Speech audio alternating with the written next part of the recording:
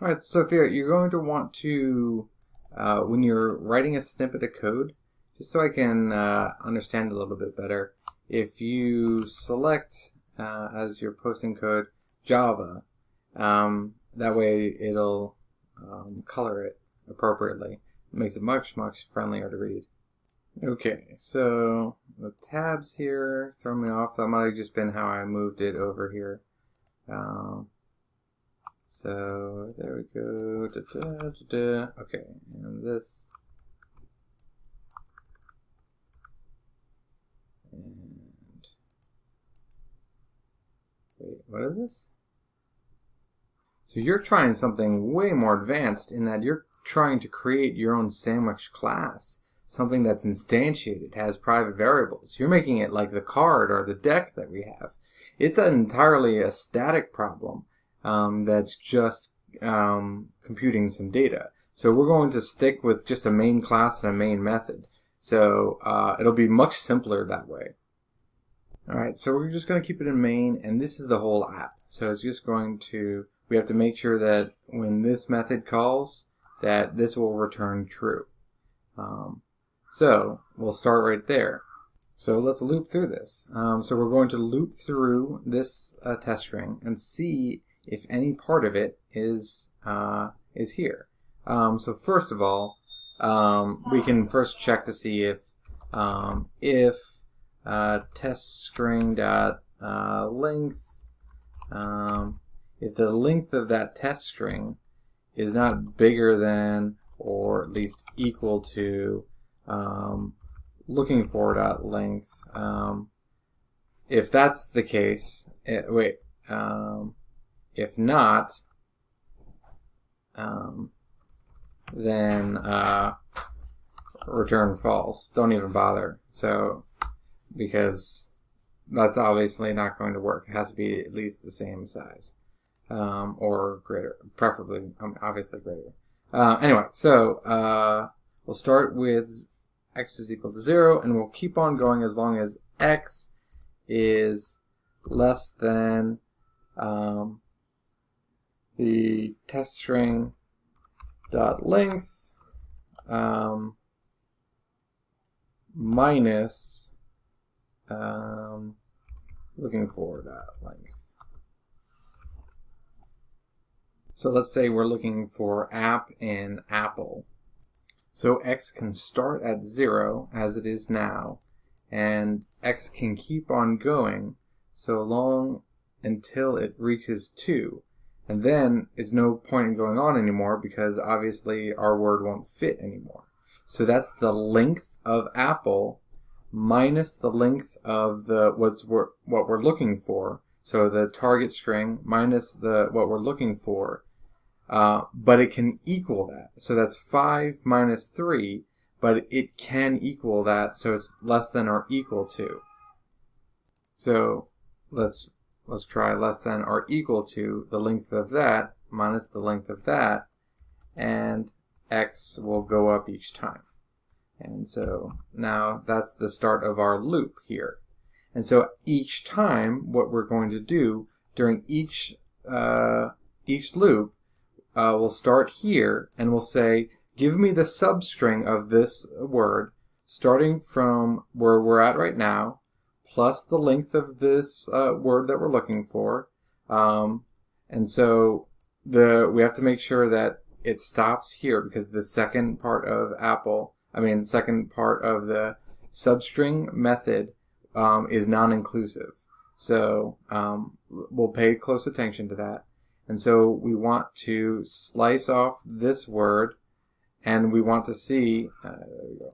And we want to see if this is equal to that. And if that's the case, then we return true. Otherwise, we'll keep looping through, and if we never find it at the end of the loop, we'll return false. So outside of this loop, if we didn't find it, then we will return false. If we get this far, we didn't find it, sorry guys, it's not here. But we'll check every possibility starting here. So we'll make a string called slice. I don't know. And we'll say that it's our test string dot substring, and it's at the current position of x is where we're starting, and we're going at x plus the length of looking for dot length. Now let's check to see if that's what we want.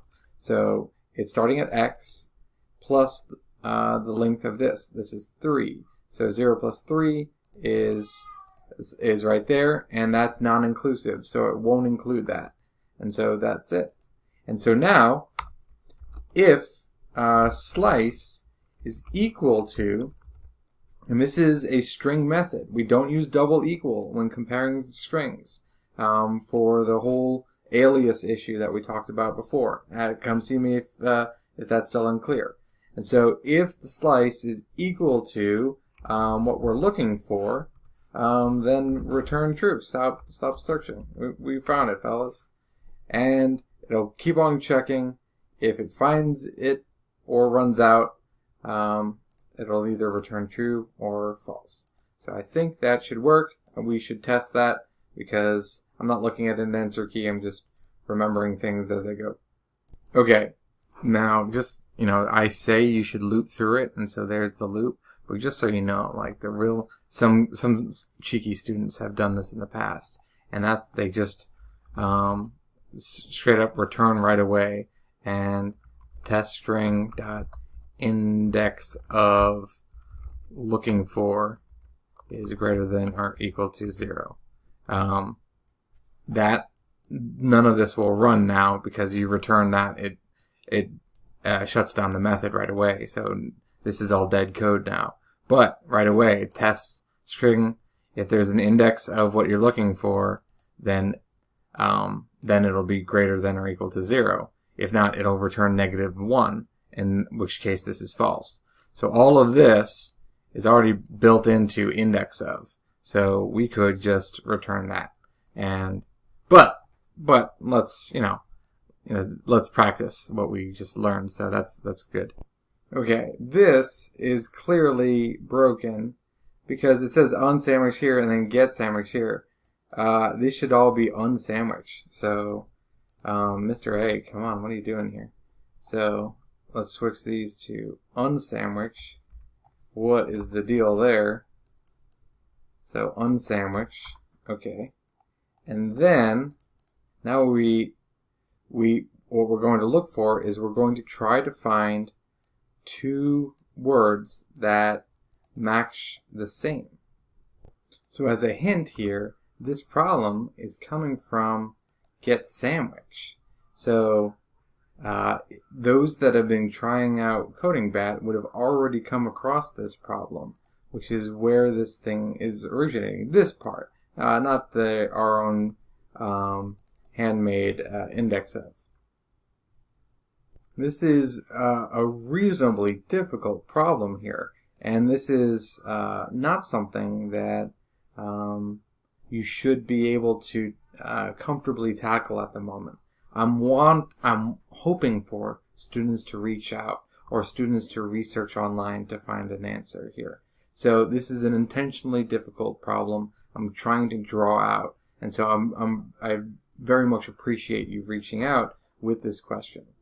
Though the getSandwich unsandwich thing, that was not intentional. That's definitely Mr. A goofing up. It makes so much more sense doing unsandwich than getSandwich because, you're removing the stuff that's sandwiched in between, Let's see if we can find something better than this. This is a little bit messy here. This part makes sense. I don't know why they're saving it to a variable. But anyway, so string.length. So let's, first of all, so we're removing the word bread. So we have to make sure that there are 2 breads. So there's a couple tricks here. So int first bread is going to be equal to test string dot index of bread, and so that's our first bread. And because index will return the first location that it finds bread in our string. And then there's a last bread, and that's test string dot last index of. It does the same thing, but in reverse. And I said bread. So there we go. And so now we have our first bread and our last bread. And so now let's see if first bread does not equal -1. So there has to be a bread there. And this has to be in parentheses as well. So first bread has to be there. And first bread can't equal last bread. They have to be separate. There need to be two of them. So if first bread, we're testing for negative. So if first bread is negative,